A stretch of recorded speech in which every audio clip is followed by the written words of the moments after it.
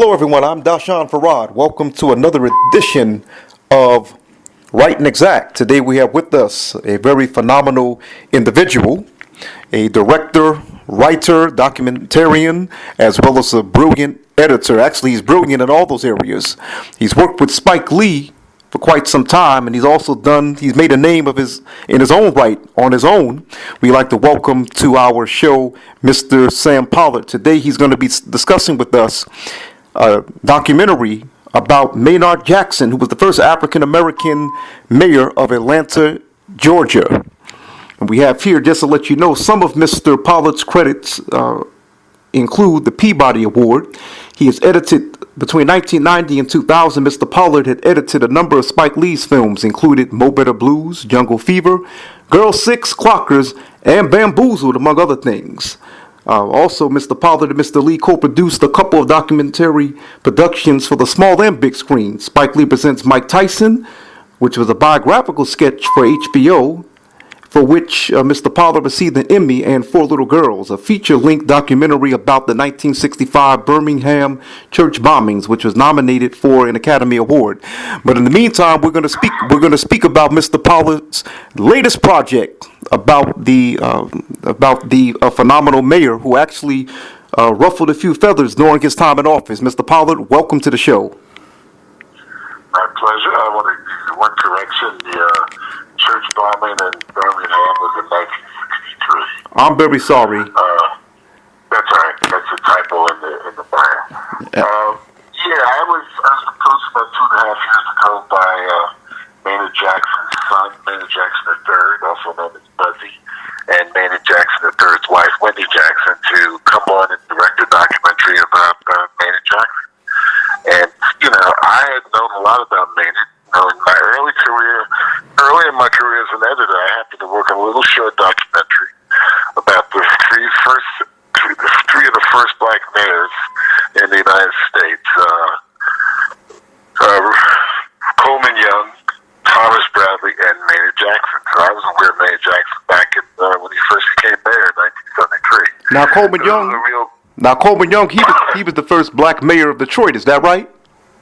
First black mayor of Detroit. And weren't the three of them all elected the same year? I'm not 100% sure, but I think it was pretty close. Yes, sir. I think you should double check that, but I think it was pretty close to around the same time. And so I knew about Maynard, so when I was asked to direct the film, I was excited about doing it.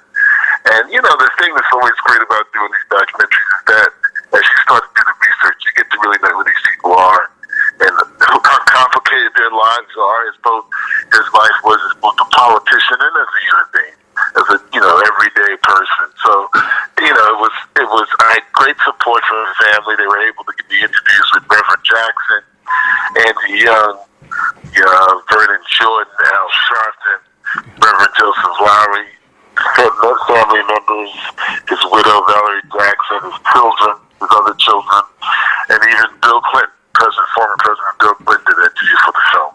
So this was really a labor of love, not only for the Jackson family, but for me also. Now, Mr. Pollard, if you would, now listen, Mayor Jackson, although many older people would be familiar with Maynard Jackson, with Mayor Jackson, but if you would, what is so different about this? What is so unique about your documentary? Like, okay, for example, we know that he was, of course, the son of pastors. He was raised in the segregated South. It took office at age 35, and he led the city through many events, including the Atlanta child murders, and he hosted the 1996 Olympics. What is so unique about your documentary? I think what's really unique and special about this documentary is, look at this. 1965, the Voting Rights Act was passed. Basically, the horrors of segregation started to recede all across America, particularly in the South. And, we've been fighting to have our place at the table. And then along comes a young man like Maynard Jackson, sees what's happening in this country, and then decides he wants to run for public office. He wants to get inside the doors of power. And so he becomes first a vice mayor under Sam Massell, the first Jewish mayor of Atlanta in 1968. And then he decides to run for mayor in 72.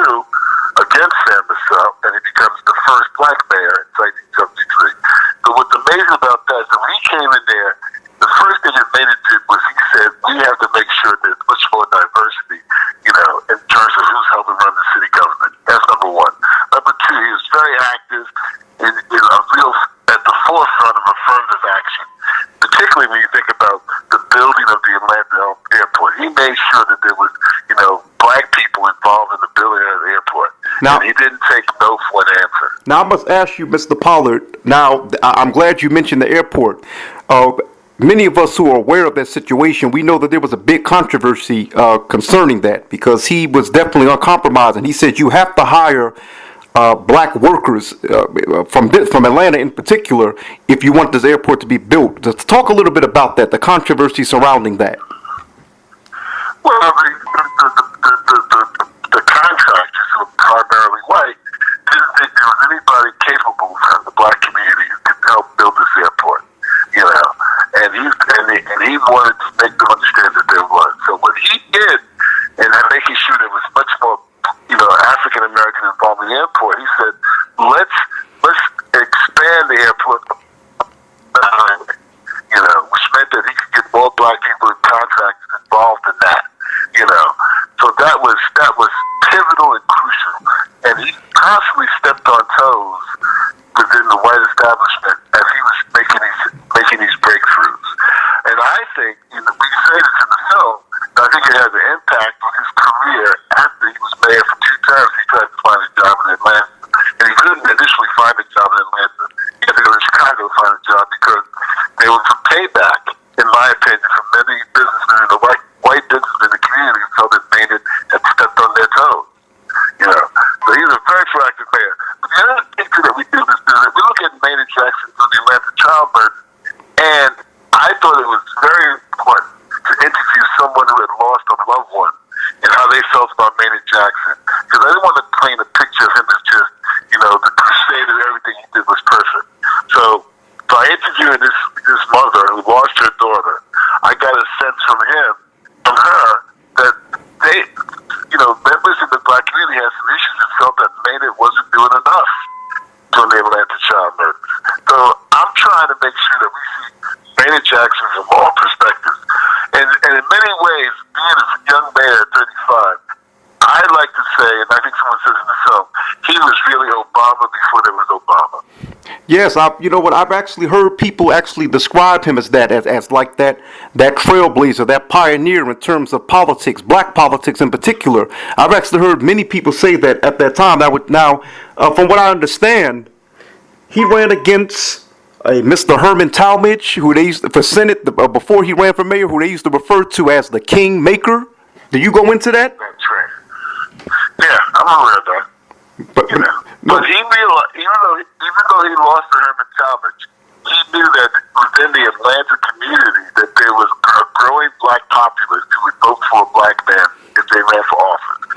And that's what spurred him on to decide to run for mayor 4 or 5 years later.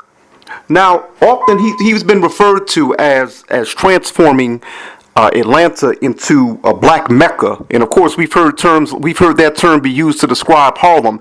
Now, when they say he transformed Atlanta into a black Mecca, tell me, was there a huge migration into Atlanta before him? Is he largely responsible for that? I would say yes. I would say that if you think back to the Atlanta of the 80s and in the early 90s, I was in my 30s and the 80s. Lots of people were talking about the place to move to, where you could find work, where things were good for people who were, rising up economically, was to go to Atlanta. So Atlanta was attracting not only people from the South, but black people from the North, And I don't know the last time you've been to Atlanta, man, but it's a huge populous city that is contemporary and is as hip as New York City, in my opinion. Oh, that's very interesting to say. So, now concerning how long did it take you to put together the documentary, and who did you get support? How was it being funded? Well, the family came to me, I would say, in January 2015, and they were able to raise some money. We did our first shoot in September of 2015 with Vernon Jordan, Reverend Sharpton, Reverend Lowry, Andy Young, and his widow Valerie Jackson, and his former wife Bunny Jackson. And then it was a little bit of a setback, and then they didn't raise any more money until like the spring, the late spring, early summer 2016. We started shooting it. So it took about 2.5. I'd say 2.5 years to get the film done. You said 2.5 years. Yeah, which is pretty fast, really. Okay, so in terms of the funding, though, how was the funding? How was it? Was it difficult getting funding for it? The budget, the budget. Well, you have to tip your hat to Wendy Jackson and Maynard, her husband, Maynard III. They, I don't know where they got all the funding from. I mean, you would have to talk to them, but they were able to raise a significant amount of money for this production to get shot, to get edited, and to be finished and to premiere this coming Thursday, the 16th at Doc NYC. And I was just about to ask you the date. Now, where would this? Okay, when you say Doc NYC, where would this? So, New York City, is this going to be released online? Yeah, well, it's going to premiere at Doc NYC on Thursday, and then it's going to be at some other festivals, and then I think they're working to get they have a sales agent on board to sell it, and they will do a theatrical, and then hopefully they'll get it sold to some cable station or some public television station. Well, Mr. Jackson, before we leave you, or before you leave us, we would like for you to give to our viewers information on, if people wanted more information on the documentary, where would they go? Website or social media, etc.? Go to the Facebook page for Maynard, the film, and you'll be able to find more information about it. Okay, we appreciate it. Listen, Mr. Pollard, thank you very much. Like we said, you're very talented. I've followed your work for quite some time, and I feel like I almost know you. But you've been a pioneer. We're calling Maynard a pioneer, but you've definitely been a pioneer and a trailblazer in your own right. We thank you very much for joining us. Well, if you know my cousin, you do know me. Oh yes, okay. Yeah, that's right, Miss Jeanette Pollard, right here in D.C. Definitely another warrior. But Mr. Pollard, we thank you very much for joining us. We hope that you would join us again, if possible, to discuss some other projects you're doing. I will. Feel free.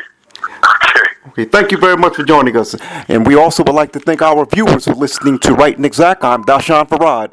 Hope that you would tune in next time.